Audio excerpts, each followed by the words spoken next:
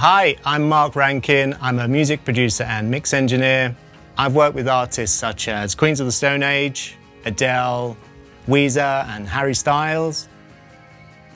I think what people will find in my expansion pack is there are some fun presets in there for instant gratification. They're things that I've just gradually honed down over the years, so it's plug-in chains that I've used constantly on records. I've got presets in there for drums, for individual drums and electronic drums and live bass and synth bass, and all adding colour and some flavours that I've used over the years. If you've got problems on certain sounds, which sometimes are common recording issues, there's a couple of things that might help clean things up.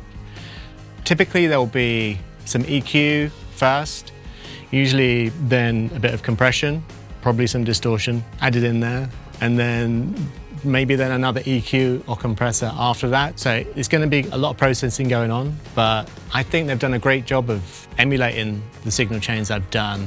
You can intensify it or you can dial it back and adjust to suit, but yeah, I love the fact that there's a sound in there which can inspire something.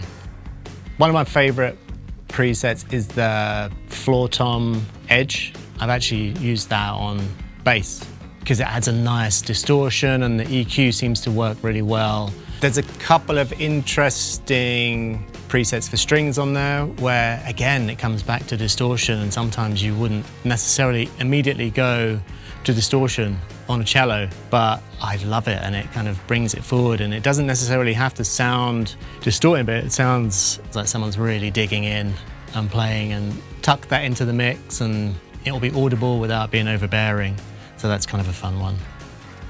I think people will like my expansion pack because I think there's maybe some unconventional settings in there that people may not necessarily immediately go to, or might think maybe you shouldn't add distortion on strings or put 3 EQs on something, but it's something that I do quite often, and I think just flicking through some of the presets and it may give some really interesting results. That's what I love about these, is like these chains are designed so you can plug something in and get an instant hit.